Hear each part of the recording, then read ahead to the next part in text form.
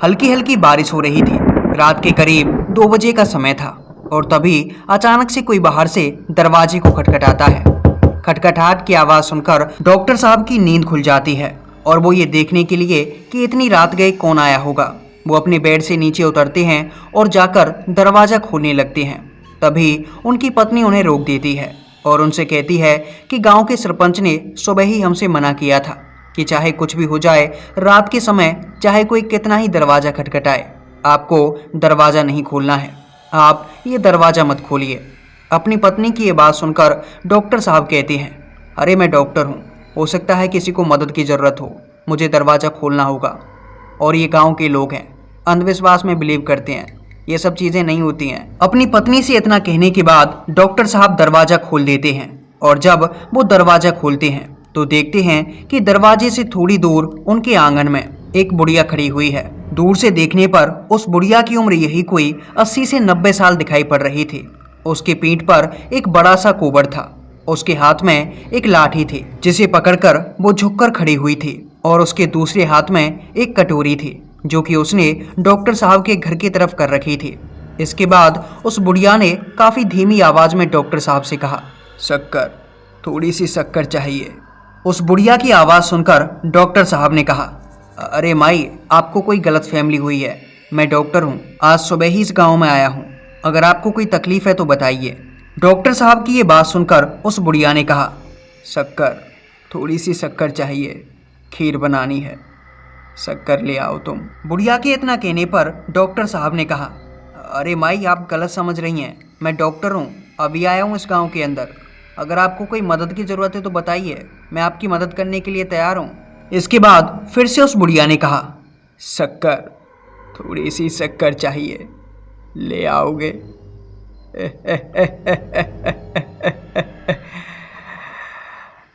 या फिर जान से जाओगे? इतना कहने के बाद वो बुढ़िया काफ़ी ज़ोर ज़ोर से हंसने लगी और इसके बाद उसने हंसते हुए कहा, आज तो तुझे तेरा खाना मिल गया, जा खा ले अपना खाना। उस बुढ़िया के इतना कहते ही डॉक्टर साहब को दिखाई दिया कि उस बुढ़िया के पीछे से एक छोटा सा बच्चे जैसा कोई आदमी बाहर निकला। दरअसल वो दिखने में काफ़ी छोटी हाइट का था, लेकिन उसके सर पर बड़े बड़े सींग थे और उसके दांत काफ़ी बड़े बड़े थे। उसका चेहरा देखकर डॉक्टर साहब एकदम से डर गए। दरअसल वो दिखने में कोई अजीब सा जानवर दिखाई दे रहा था, लेकिन आपको बता दूं कि वो पिशाच था, एक भयानक पिशाच। और उसको देखते ही डॉक्टर साहब काफ़ी ज़्यादा डर गए। इसके बाद वो अपने घर के अंदर जाने लगे और उन्होंने जैसे ही दरवाज़ा बंद करने की कोशिश की तो वो पिशाच काफ़ी तेज़ी से उस बूढ़ी औरत के पीछे से निकलकर डॉक्टर साहब के सामने आकर खड़ा हो गया और फिर उसने डॉक्टर साहब की गर्दन को पकड़ लिया और उसने अपने दूसरे हाथ से डॉक्टर साहब के पेट पर वार किया। ये वार इतना ज़्यादा खतरनाक था कि एक ही बार में डॉक्टर साहब के पेट की अतड़ियाँ बाहर आ गईं और डॉक्टर साहब के शरीर से निकला हुआ खून चारों तरफ फैल गया। डॉक्टर साहब काफ़ी बुरी तरह से तड़प रहे थे, अभी उनकी जान नहीं गई थी और वो अपनी पत्नी की तरफ इशारा कर रहे थे घर के दरवाजे को बंद करने का। उनकी पत्नी घर की एक खिड़की से झांककर ये सब कुछ देख रही थी और डॉक्टर साहब को इस हालत में देखकर उसकी भी चीख निकल गई और जैसे ही उसकी चीखने की आवाज़ उस बूढ़ी औरत ने और उस पिशाच ने सुनी तो वो पिशाच डॉक्टर साहब को छोड़कर सीधा उस घर के अंदर घुस गया। उस पिशाच को अपनी तरफ आता देख डॉक्टर साहब की पत्नी ने उस कमरे के दरवाजे को और खिड़की को बंद कर लिया और वो दरवाजे से सटकर बैठ गई ताकि वो पिशाच दरवाजे को खोल ना सके।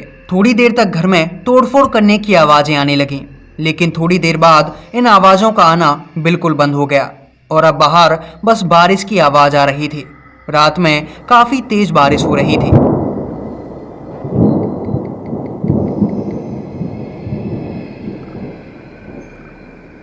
थोड़ी देर बाद डॉक्टर साहब की पत्नी ने थोड़ी सी खिड़की को खोलकर देखा और उन्हें दिखाई दिया कि वो बूढ़ी औरत और वो पिशाच दोनों घर के बाहर ही खड़े हुए थे और उनके हाथ में डॉक्टर साहब की गर्दन थी। और ये नज़ारा देखकर डॉक्टर साहब की पत्नी से रहा नहीं गया। वो रोते रोते दरवाज़ा खोलकर घर से बाहर आ गईं और जैसे ही वो घर से बाहर आईं तो उस पिशाच ने एक ही बार में डॉक्टर साहब की पत्नी को भी खत्म कर दिया था और वो वहीं बैठकर पूरी रात उनकी लाश को चबाता रहा। इसके बाद जब सवेरा हुआ तो गांव वालों ने अपने अपने घरों के दरवाजे खोले और जब कुछ गांव वाले घर से बाहर आए तो उन्होंने देखा कि डॉक्टर साहब के घर के बाहर बस चारों तरफ खून ही खून था और उनकी डेड बॉडीज वहीं पर पड़ी हुई थीं। ये नज़ारा देखकर पूरा गांव वहां पर इकट्ठा हो गया और इसके बाद गांव के सरपंच और गांव वाले सब मिलकर वहां पर रोने लगे। इसके बाद सरपंच को काफ़ी गुस्सा भी था और वो काफ़ी डरा हुआ भी था। गांव के सरपंच ने गांव वालों से कहा कि मैंने कल ही डॉक्टर साहब को समझाया था कि चाहे कुछ भी हो जाए, कोई भी घर के दरवाजे को रात में कितना भी खटखटाए, लेकिन आपको दरवाज़ा खोलना नहीं है। अगर खोला तो आपकी जान के लिए खतरा है। लेकिन इन्होंने मेरी बात नहीं मानी। दरअसल अभी एक दिन पहले ही डॉक्टर साहब इस गांव के अंदर आए थे सोशल वर्क करने के लिए, ताकि वो गांव के लोगों की भलाई कर सकें, उन्हें समय समय पर दवाइयां दे सकें और यहाँ जान सकें कि आखिर गांव के लोगों को क्या क्या समस्याएं होती हैं। इसीलिए उन्हें 7 से 8 दिनों तक इसी गांव में रुकना था। लेकिन जब वो इस गांव में आए तो सरपंच ने साफ साफ उनसे कहा था कि रात में चाहे कुछ भी हो जाए, कोई भी आपको कितनी भी आवाज़ें लगाए, आपके दरवाजे को चाहे कोई कितना ही खटखटाए, लेकिन रात होते ही आपको घर का दरवाज़ा बिल्कुल नहीं खोलना है। ऐसा करने पर आपके लिए खतरा हो सकता है। लेकिन डॉक्टर साहब, जो कि दरवाज़ा खोलकर किसी की मदद करने के लिए बाहर आए थे, उन्होंने अपनी ज़िंदगी की एक ऐसी गलती कर दी थी जो कि उनकी ज़िंदगी की सबसे बड़ी और अंतिम गलती थी। इसके बाद उन्हें गलती करने का भी कोई मौका नहीं मिला और अब गांव वालों के सामने डॉक्टर साहब और उनकी पत्नी की लाश पड़ी हुई थी, जो कि पूरी तरह से चबाई हुई थी। उस लाश में मांस का एक टुकड़ा तक नहीं था। पूरी लाश बस हड्डियों का कंकाल थी। केवल बचे हुए थे तो डॉक्टर साहब और उनकी पत्नी के सर, जो कि पूरी तरह से सुरक्षित थे। ऐसा लग रहा था कि जैसे इनके सर को किसी ने छुआ तक नहीं है, लेकिन सर के अलावा शरीर का पूरा मांस नोचा जा चुका था। इन डेड बॉडीज को देखकर सरपंच साहब ने पुलिस को कॉल किया और थोड़ी देर बाद पुलिस गांव के अंदर आ गई। इसके बाद पुलिस ने डेड बॉडीज के घर वाले यानी कि डॉक्टर साहब और उनकी पत्नी के घर वालों को कॉल किया, उनसे संपर्क किया और उन्हें बताया गया कि डॉक्टर साहब और उनकी पत्नी की मौत हो चुकी है। आप जल्दी से जल्दी इस गांव के अंदर आ जाइए। फ़ोन कॉल पर यह खबर पाकर डॉक्टर साहब का एक बेटा, जो कि अभी 12 से 13 साल का था, वो और डॉक्टर साहब का भाई और उसके साथ भाई की पत्नी, ये तीनों उस जगह पर पहुंचे, यानी कि उस गांव के अंदर चले गए जिस जगह पर पुलिस वालों ने उन्हें बुलाया था। दरअसल डॉक्टर साहब के जो छोटे भाई थे वो एक आर्मी ऑफिसर थे और जब ये लोग गांव के अंदर पहुंचे तो इन्होंने देखा कि डॉक्टर साहब और उनकी पत्नी की डेड बॉडी गांव के अंदर पड़ी हुई थी। गांव वाले उसके आसपास खड़े हुए थे। इसके बाद जब इन्होंने पूछा कि आखिर इनकी मौत कैसे हुई है, तो पंकज की इस बात का जवाब किसी के पास नहीं था। दरअसल जो डॉक्टर साहब थे, उनके जो छोटे भाई थे, उनका नाम पंकज था और इसके बाद पंकज काफ़ी गुस्से में आ गया। उसने गांव वालों को धमकी देना शुरू कर दिया कि तुम लोगों ने मेरे भाई और भाभी को मारा है, मैं इसकी शिकायत करूंगा और तुम सभी को जेल पहुंचा दूंगा। ये बात सुनकर गांव के सरपंच ने पंकज से कहा कि दरअसल गांव के किसी भी व्यक्ति ने तुम्हारे भाई को नहीं मारा है और ना ही किसी जंगली जानवर ने इनकी ऐसी हालत की है। आप मानोगे नहीं, इसलिए हम आपको ये बात नहीं बता रहे। तब पंकज ने गांव के सरपंच से कहा कि आप बताइए तो सही, आपको क्या बताना है। तब गांव के सरपंच ने कहा, मंजरी डायन। दरअसल आपके भाई और भाभी की मौत मंजरी डायन के हाथों हुई है, उसी ने इनको ख़त्म किया है। ये बात सुनकर जो पंकज था उसे काफ़ी गुस्सा आने लगा और पंकज ने सरपंच जी के मुंह पर एक जोरदार तमाचा जड़ दिया। इसके बाद गांव वाले पंकज को पीटने के लिए आए, लेकिन फिर सरपंच जी ने उन्हें मना कर दिया। इसके बाद सरपंच जी ने पंकज से कहा कि दरअसल मैं जो कुछ भी कह रहा हूँ ये सब कुछ बिल्कुल सही है। इन लाशों की ऐसी हालत देखकर तो आपको ये समझ में आ ही गया होगा कि ऐसा ना तो कोई इंसान किसी को मार सकता है और ना ही कोई जंगली जानवर। अगर कोई जंगली जानवर इनके शरीर को खाता तो भला वो इनके सर को क्यों छोड़ देता। आप देख सकते हैं कि शरीर पर एक भी मांस का टुकड़ा नहीं है, जबकि जो इनका सर है वो पूरी तरह से सुरक्षित है। और ऐसा इस गांव में आज से नहीं बल्कि बरसों से होता चला आ रहा है और ऐसा सिर्फ मंजरी डायन करती है।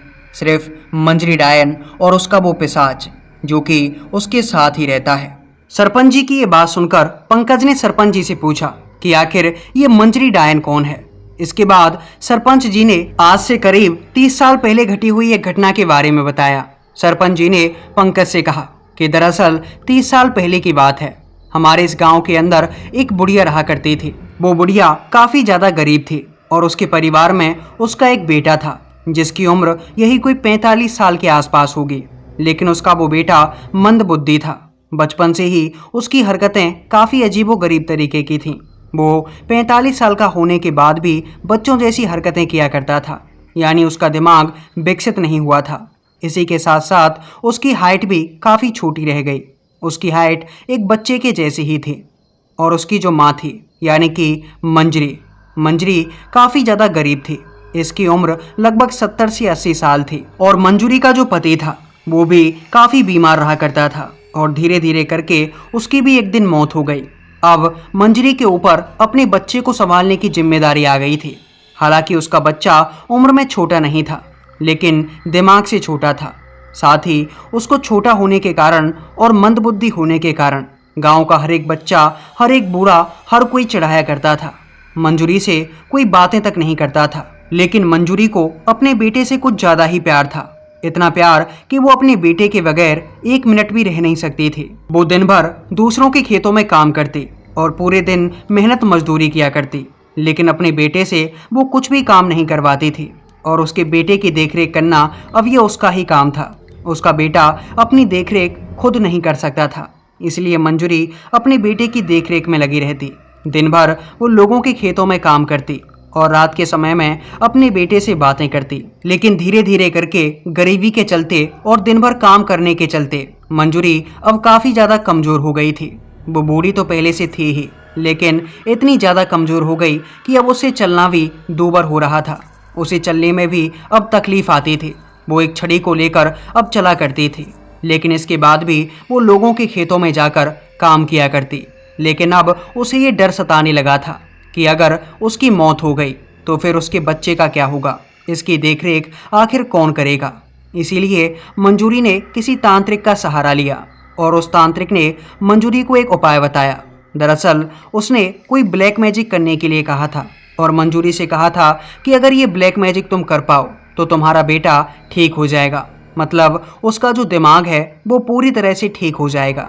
मंजूरी ने जब उस तांत्रिक के मुंह से ये बात सुनी तो मंजूरी बहुत ज़्यादा खुश हो गई, क्योंकि उसके पास अपने बेटे को ठीक करने का ये एकमात्र उपाय था। और अगर उसका बेटा ठीक हो जाता तो फिर मंजूरी को अपने मरने का भी कोई भय नहीं रहता, क्योंकि उसे बस मरने से डर इसीलिए लगता था क्योंकि उसके मरने के बाद उसके बच्चे की देखरेख कौन करेगा, यही डर उसे सताता रहता था। उस तांत्रिक की बात मानकर मंजूरी अपने घर पर आई और उसने ब्लैक मैजिक करने के लिए जो जो सामग्रियां चाहिए थी वो सभी अपने सामने रख लीं और वो अपने घर के अंदर अपने बेटे को सामने बिठाकर वो ब्लैक मैजिक करने लगी। लेकिन उसमें एक चीज़ की कमी थी और कमी थी एक बकरे की। लेकिन मंजूरी काफ़ी गरीब थी, उसके पास इतने पैसे नहीं थे कि वो बकरे का बंदोबस्त कर सके। और आखिरकार उसने ये फैसला किया कि वो केवल एक बकरे को चोरी करके उसकी बलि दे देगी। इसीलिए मंजूरी अपनी लाठी लेकर रात के समय में घर से बाहर निकली और जब वो घर से बाहर गई तो उसे तलाश थी एक बकरे की। पास में ही एक पड़ोसी का बकरा था जो कि बंधा हुआ था। मंजूरी ने चुपचाप उसे खोला और उस बकरे को लेकर अपने घर आने लगी। लेकिन जब मंजूरी उस बकरे को लेकर आ रही थी तो एक गांव वाले की निगाह मंजूरी के ऊपर पड़ गई और फिर उसने गांव में शोर मचा दिया कि मंजूरी चोरी कर रही है। लेकिन जब तक गांव वाले उठे तब तक मंजूरी उस बकरे को लेकर अपने घर पहुंच चुकी थी। लेकिन तब तक गांव वाले भी जाग चुके थे और गांव वाले सीधा मंजूरी के घर पर आ गए। उनमें चौधरी साहब भी थे जो कि उस गांव के उस टाइम पर मुखिया हुआ करते थे। और जब गांव वालों और चौधरी साहब ने मंजूरी डायन को घर के अंदर ब्लैक मैजिक करते हुए देखा तो गांव वालों को लगा कि ये पूरे गांव के ऊपर कोई काला जादू कर रही है। इसीलिए गांव वालों ने मंजूरी डायन को पकड़ा और घसीटते हुए घर से बाहर लेकर आ गए। उसका जो बच्चा था यानी कि मंजूरी का बेटा, वो भी उसके पीछे पीछे आ गया। इसके बाद गांव वालों ने मंजूरी डायन को गांव के बीचों बीच लाकर खड़ा कर दिया और जो गांव के चौधरी साहब थे वो मंजूरी के ऊपर काफ़ी ज़्यादा गुस्सा थे और गुस्से में आकर उन्होंने मंजूरी को गांव से बाहर निकाल दिया और पूरी तरह से उन्हें गांव से बायकॉट कर दिया। इसके बाद सरपंच साहब ने गांव वालों से सख्त कहा कि अगर आज के बाद किसी ने भी मंजूरी की कोई भी मदद की तो मुझसे बुरा कोई नहीं होगा और उसे भी मंजूरी के साथ गांव से बाहर निकाल दिया जाएगा। उस रात मंजूरी चीख चीख कर कह रही थी कि मैं ये काला जादू गांव के ऊपर नहीं कर रही थी, बल्कि ये काला जादू करके मैं अपने बच्चे को ठीक करने की कोशिश कर रही थी, जिसके लिए मुझे एक बकरे की ज़रूरत थी और मैं ये बकरा लेकर आ गई। मैं आपके पूरे पैसे चुका दूंगी, मुझे एक बार ये काला जादू करने दीजिए। लेकिन गांव वालों ने मंजूरी की कोई भी बात नहीं सुनी और रात में ही उसे धक्के मारकर गांव से बाहर निकाल दिया गया। मंजूरी अपने बेटे के साथ गांव से बाहर निकल गई। इसके बाद मंजूरी को खाने पीने की चीज़ें लेने में भी काफ़ी तकलीफ होने लगी। वो और उसका बेटा दोनों भूखे मर रहे थे। मंजूरी और उसका बेटा काफ़ी दिनों तक गांव के आसपास ही भटकते रहे, लेकिन उन्हें खाने पीने के लिए कहीं से कोई भी चीज़ नहीं मिली। इसके बाद मंजूरी गांव के बाहर गई, जहां पर एक साधु बाबा रहा करते थे। मंजूरी जब उन साधु बाबा के पास पहुंची तो मंजूरी ने उन साधु बाबा से कहा कि आप हमें खाने के लिए कुछ दे दीजिए, गांव वालों ने हमें गांव से बाहर निकाल दिया है। मंजूरी की ये बात सुनकर उन बाबा को मंजूरी पर दया आ गई और उन्होंने कुछ सामग्री मंजूरी को खाने के लिए दे दी और इसके बाद मंजूरी रोज़ाना उन बाबा के पास आती और वे बाबा मंजूरी को खाने पीने के लिए सामान दे दिया करते। धीरे धीरे करके मंजूरी का गुजारा होने लगा। एक दिन की बात है, वो बाबा उस गांव से कहीं बाहर जा रहे थे, इसीलिए उन्होंने मंजूरी को अपने पास बुलाया और उन्हें लगभग 20 दिनों के लिए चावल दे दिए। इसी के साथ उनके पास एक बकरी थी, जिस बकरी का दूध वो रोजाना पिया करते थे। उन्होंने वो बकरी भी मंजूरी को दे दी और मंजूरी से कहा कि मैं लगभग 20 दिनों के बाद वापस लौटूंगा, तब तक तुम्हारे खाने पीने का इंतज़ाम मैं कर चुका हूँ, अब तुम अच्छे से रहना। ये कहने के बाद वो बाबा वहाँ से चले गए। उनके जाने के बाद लगभग 2 से 3 दिन मंजूरी के काफ़ी अच्छे कटे और इसके बाद एक दिन होता ये है कि मंजूरी का जो बेटा था वो दिमाग से वैसे ही चंचल था, तो उसने एक दिन अपनी माँ से जिद कर दी कि उसे खीर खानी है।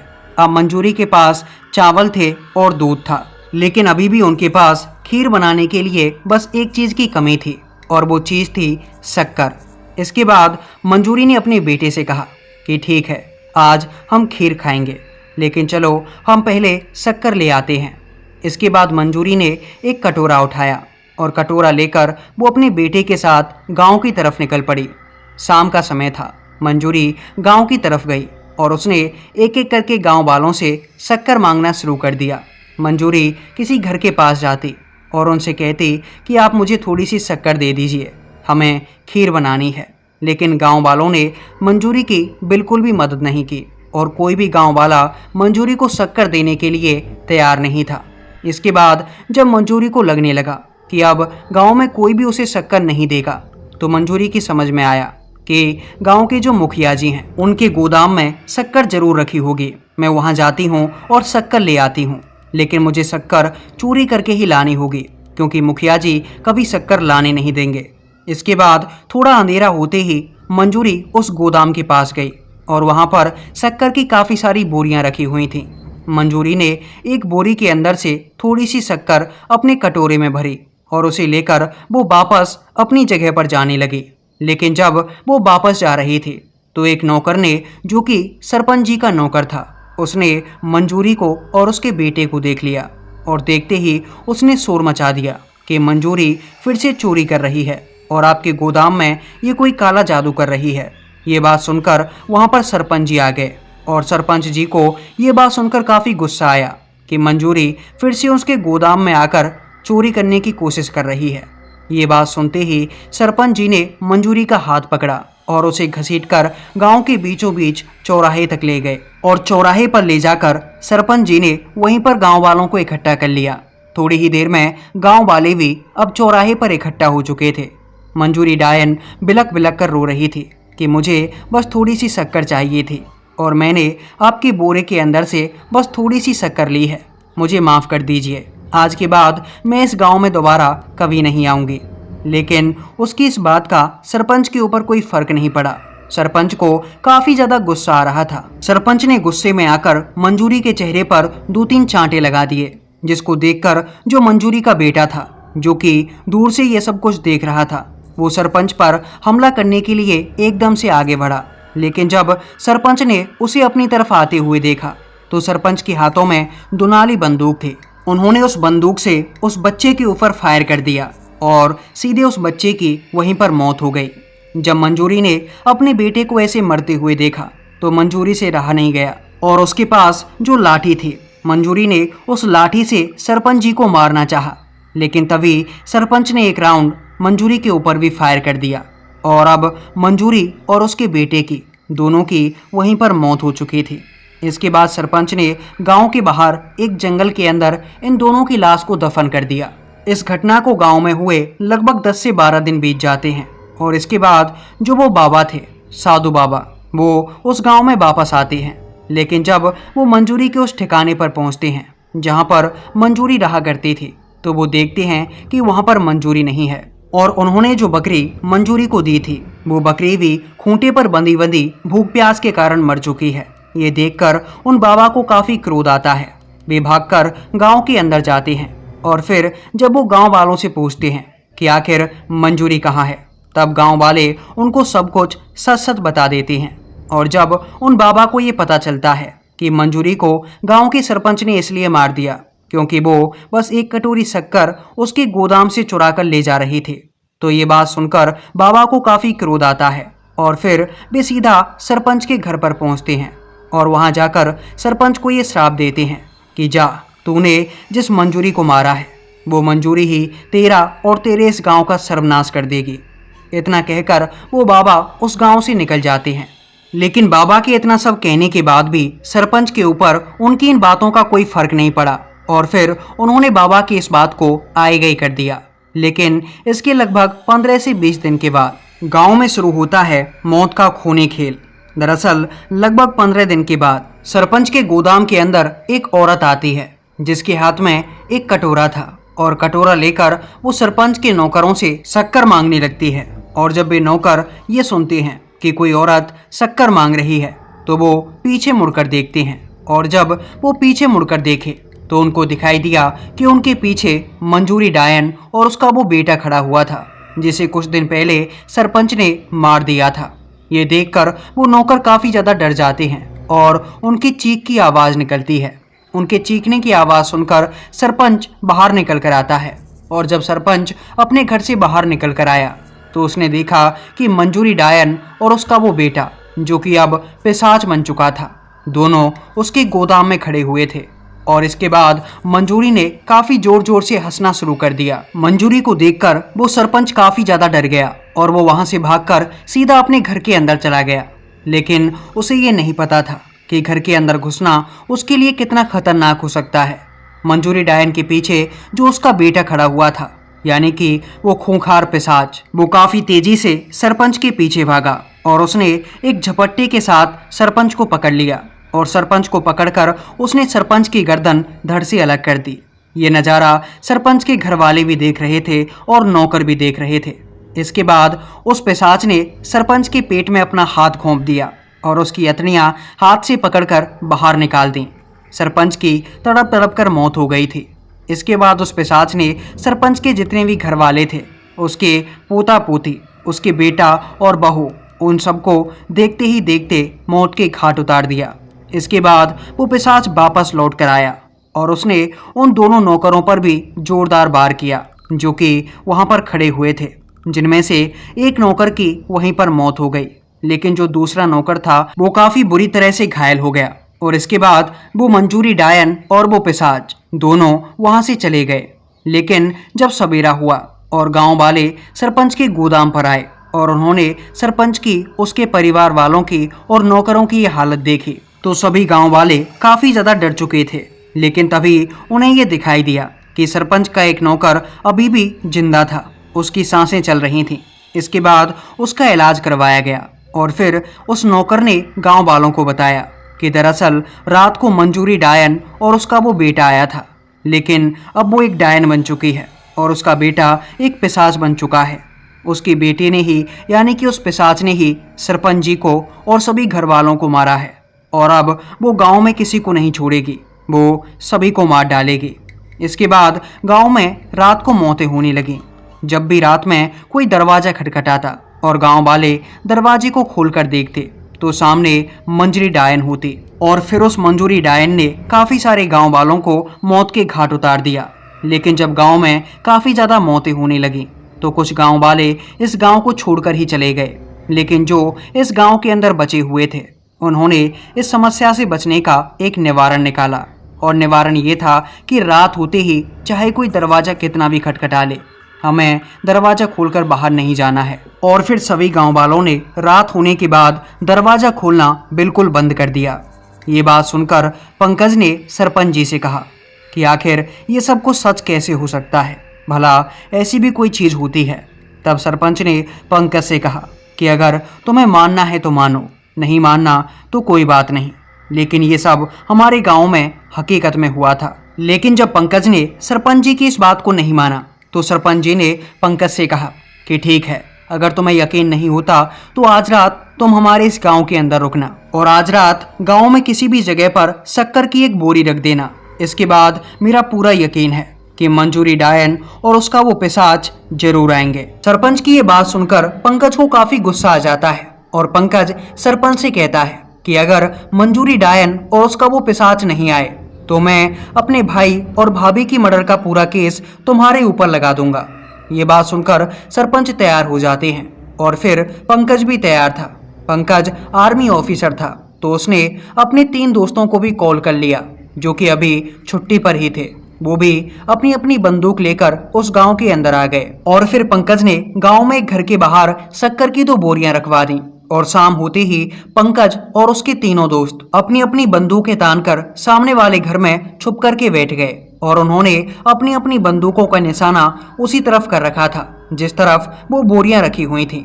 दरअसल पंकज का प्लान ये था कि जब वो मंजूरी डायन और उसका वो पिशाच आएगा तो मैं उसके ऊपर फायर करूंगा और मेरे तीनों दोस्त भी उसके ऊपर फायर करेंगे और हम उन दोनों को यहीं पर ढेर कर देंगे। इसी के साथ अगर वो डायन नहीं हुई और कोई जंगली जानवर भी हुआ तो उसको आज बख्शा नहीं जाएगा। हम सामने चाहे कोई भी आए उसे ढेर करने वाले हैं। ये सब सोचकर पंकज और उसके तीनों दोस्त उस घर के अंदर छुपकर बैठे हुए थे। फिर रात के करीब 11 बजे के आसपास उन्हें गांव के अंदर से अजीबोगरीब आवाजें आने लगीं और ये आवाजें कुछ ऐसी थीं कि जैसे काफी सारे लोग चलकर गांव की तरफ आ रहे हैं। इसके बाद पंकज ने टॉर्च का उजाला उन बोरियों की तरफ किया और जैसे ही वो उजाला उसने बोरियों की तरफ किया तो उसे दिखाई दिया कि बोरियों के पास एक बूढ़ी औरत खड़ी हुई है जिसके हाथ में एक कटोरा था और वो उन बोरियों में से शक्कर भरने की कोशिश कर रही है। ये देखकर पंकज को काफी गुस्सा आ गया और उसने उस औरत के ऊपर फायर कर दिया। उसके फायर करते ही पंकज के तीनों दोस्तों ने भी उस जगह पर फायर किया और एक एक करके वो गोलियां उस औरत को लगीं। लेकिन उनकी फायर करने का और उनकी गोलियों का उस औरत के ऊपर कोई फर्क नहीं पड़ने वाला था क्योंकि वो औरत कोई आम औरत नहीं थी बल्कि वो मंजूरी डायन थी। और इसके बाद जैसे ही उन्होंने फायर किया तो उसके पीछे से एक बड़ा सा पिशाच निकला और वो पिशाच दौड़कर पंकज और उसके साथियों की तरफ आने लगा। पंकज और उसके तीनों दोस्त काफी आसानी से उस पिशाच को भी देख पा रहे थे और इन सभी ने उस पिशाच के ऊपर एक के बाद एक फायर किया, लेकिन इन गोलियों का उसके ऊपर कोई फर्क नहीं पड़ा और वो सीधा उस घर के अंदर आ घुसा। घर के अंदर आते ही उस पिशाच ने पंकज के एक साथी पर जोरदार वार किया और उस बार से पंकज के साथी की गर्दन धड़ से अलग हो गई। उसने पंकज के उस साथी के पेट में नुकीले पंजों वाला अपना वो हाथ घोंप दिया और उसके पेट की अतड़ियां एकदम से बाहर निकाल दी। गोलियों की आवाज सुनकर गांव वाले भी वहां पर इकट्ठा हो चुके थे और जब गांव वालों ने शोर किया तो वो पिशाच और मंजरी डायन ये दोनों वहां से एकदम से भाग गए और उनको भागता हुआ पूरे गांव वालों ने देखा था। मंजूरी डायन और उसका वो पिशाच काफी तेजी से उस गांव से बाहर निकले थे और पहली बार सभी गांव वालों ने एक साथ उन दोनों को देखा था। अब पंकज और उसके दोनों साथी अपने उस साथी के पास बैठे हुए थे जिसको अभी अभी उस पिशाच ने खत्म किया था। पंकज अपने उस साथी को देख देख कर रोए जा रहा था क्योंकि अपने इस दोस्त की मौत का जिम्मेदार खुद पंकज था क्योंकि उसने ही सरपंच जी की ये बात नहीं मानी थी। इसके बाद सरपंच जी वहां पर आए और सरपंच जी ने पंकज से कहा, क्यों अब तुम्हें यकीन हो गया ना कि ये मंजूरी डायन ही है जिसने तुम्हारे भाई और भाभी को मारा था। सरपंच जी की ये बात सुनकर पंकज ने हाँ में सिर हिलाया और इसके बाद पंकज ने अपनी गलती की माफ़ी भी मांगी। इसके बाद पंकज ने सरपंच जी से कहा कि आखिर इस मंजरी डायन को ख़त्म कैसे किया जा सकता है, क्या इसे ख़त्म करने का और इस गांव से दूर करने का कोई तरीका नहीं है। तब सरपंच ने पंकज से कहा, नहीं पंकज, इसका कोई तरीका नहीं है। आज तक हमें इसके बारे में कुछ भी पता नहीं चला। अगर पता चलता तो हम खुद वो तरीका आजमाने की पूरी कोशिश करते। ये बात सुनकर पंकज काफ़ी उदास हुआ और फिर पंकज अपनी पत्नी और अपने भाई के बेटे को लेकर वापस अपनी जगह पर आ गया जहां पर वो ड्यूटी किया करता था। लेकिन अभी भी पंकज के मन में एक बात खटक रही थी और वो बात थी मंजूरी डायन को ख़त्म करना। और इसी चीज़ को सोच सोच कर पंकज काफ़ी परेशान था। फिर एक दिन पंकज उसी गांव में गया जहां पर उसके भाई और भाभी की मौत हुई थी। पंकज उस गांव के सरपंच से मिला और फिर पंकज ने गांव के सरपंच से पूछा कि आपने बताया था कि एक साधु बाबा थे जिन्होंने सरपंच को ये श्राप दिया था कि ये मंजूरी डायन तुम्हारा और तुम्हारे गांव का सर्वनाश कर देगी। क्या वो साधु बाबा अभी भी जिंदा हैं? पंकज की ये बात सुनकर सरपंच जी ने कहा, पता नहीं पंकज, उन्हें यहाँ से गए हुए 30 साल बीत चुके हैं। अब वो जिंदा हैं या नहीं इसके बारे में कोई नहीं जानता, लेकिन उनकी एक फ़ोटो पड़ी हुई है। अगर तुम चाहो तो इस फोटो की मदद से उन्हें ढूंढ सकते हो, अगर तुम ढूंढ पाओ तो। पंकज ने सरपंच जी के हाथों से वो फोटो लिया और इसके बाद उस फोटो की मदद से पंकज उन बाबा को ढूंढने लगा जो कि इसका निवारण कर सकते थे। काफ़ी दिनों तक ढूंढने के बाद, करीब 1.5 से 2 महीने तक ढूंढने के बाद पंकज ने उन साधु बाबा को आखिरकार ढूंढ ही लिया। वे साधु बाबा काशी के अंदर थे और वहां पर अपनी कोई साधना कर रहे थे। पंकज उन साधु बाबा के पास गया और उनके पास जाकर उसने गांव में हो रही घटनाओं के बारे में सब कुछ बता दिया। उसने बताया कि गांव में पिछले 30 साल से कैसी कैसी घटनाएं हो रही हैं। वो मंजरी डायन वापस आ चुकी है और जैसा आपने श्राप दिया था वो गांव का अंत करने पर ही तुली है। उसने गांव के काफ़ी लोगों को मार डाला है। जब बाबा ने ये बात सुनी तो बाबा ने पंकज से कहा, इसमें मैं कुछ भी नहीं कर सकता क्योंकि ये गलती खुद गांव वालों ने ही की थी और इस गलती का खामियाजा उन्हें उठाना ही पड़ेगा। लेकिन इसके बाद पंकज ने उनके हाथ पैर जोड़े, उन बाबा से काफ़ी ज़्यादा क्षमा याचना की। तब जाकर वो बाबा राजी हो गए। उन बाबा ने पंकज से कहा, ठीक है, मैं तुम्हारे साथ गांव में दोबारा चलूँगा और मैं उस डायन को रोकने की पूरी कोशिश करूँगा, लेकिन मेरी तुमसे एक शर्त है कि कोई भी गांव वाला मुझे अपने कार्य को करने से रोकेगा नहीं। जो भी मैं करना चाहूँगा वो मैं खुद अपनी मर्जी से करूँगा और जिस चीज़ की भी मुझे कोई भी आवश्यकता पड़ेगी वो तुम और गांव वाले मुझे ला कर देंगे। पंकज ने साधु बाबा की इस बात में हामी भरी और फिर कहीं जाकर पंकज उन साधु बाबा को लेकर गांव पहुंचा था। गांव आने के बाद सभी गांव वालों ने साधु बाबा से क्षमा याचना की। फिर साधु बाबा ने गांव वालों से कहा कि आज रात मैं ये उपाय करने वाला हूँ, लेकिन उपाय करने से पहले मैं आपको बता देना चाहता हूँ कि वो मंजूरी डायन अगर आपको दिखाई दे तो उससे कोई कुछ भी नहीं कहेगा, उसके सामने कोई भी नहीं जाएगा और जो भी मैं करना चाहूँगा वो मैं कर सकता हूँ। मुझे कोई भी कुछ भी करने से रोकेगा नहीं। अगर किसी ने रोका तो मैं यहाँ से चला जाऊँगा और इसके बाद उस मंजूरी डायन को रोकना पूरे गांव की बस की बात नहीं, वो पूरे गांव को ख़त्म कर देगी। गांव वालों ने जब साधु बाबा की ये बात सुनी तो उन्होंने बाबा से कहा, ठीक है बाबा, आप जो कहोगे वैसा ही हम करेंगे। आपको जिस चीज़ की भी आवश्यकता होगी वो चीज़ लाकर हम आपको देंगे। आप बस इस डायन से हमारा पीछा छुड़ाइए।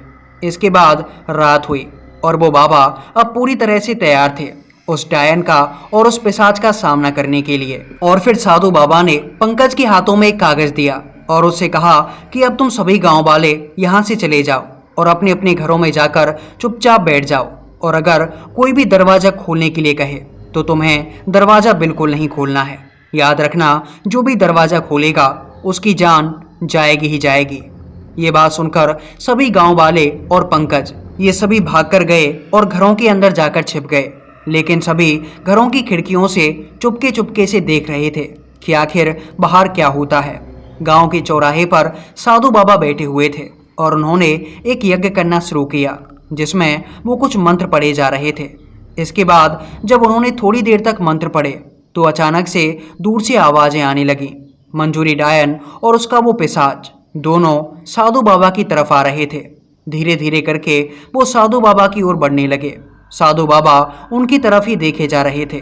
फिर साधु बाबा ने जो यज्ञ के अंदर अग्नि जल रही थी उससे एक बड़ी सी जगह पर आग लगाई और फिर आग लगाने के बाद वो मंजरी डायन और उसके उस बेटे के सामने चले गए, यानी कि उस पिशाच के सामने।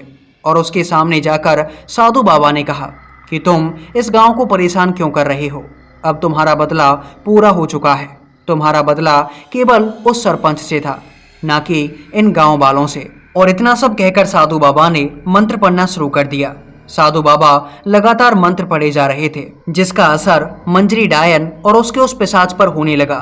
ये दोनों धीरे धीरे करके कमजोर होते गए।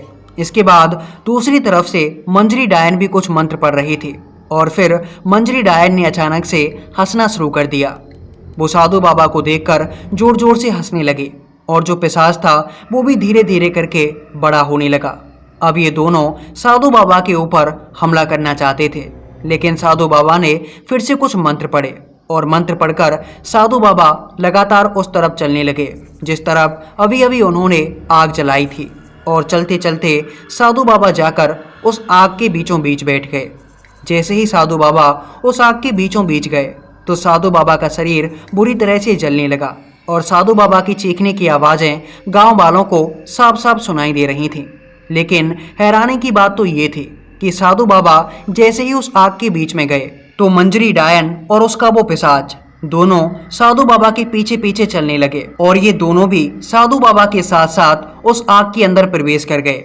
और अब आग के अंदर से मंजरी डायन, उस पिशाच की और साधु बाबा तीनों की चीखने की आवाज़ें सुनाई दे रही थीं। तीनों के तीनों उस आग में जलकर राख हो गए। और जब साधु बाबा को जलते हुए उन गांव वालों ने देखा तो गांव वालों की आंखों में भी आंसू थे, क्योंकि साधु बाबा ने गांव वालों को बचाने के लिए अपनी खुद की जान दे दी थी। इसके बाद गांव वाले अपने अपने घरों से बाहर निकले और बाहर आने के बाद सभी की आंखों में आंसू थे। इसके बाद जब पंकज ने अपनी जेब में रखी हुई उस पर्ची को खोला जो कि अभी अभी साधु बाबा ने दी थी, तो उस पर्ची को पढ़कर पंकज काफी जोर जोर से रोने लगा।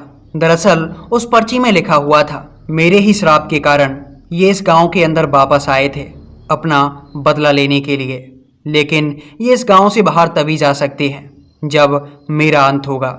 मेरे अंत के साथ ही इनका भी अंत हो जाएगा और इसीलिए इस गांव को बचाने का मेरे पास केवल एक ही उपाय है, अपने आप को ख़त्म कर लेना, क्योंकि मेरे अंत के साथ ही अंत हो जाएगा इस डायन का और इस पिशाच का।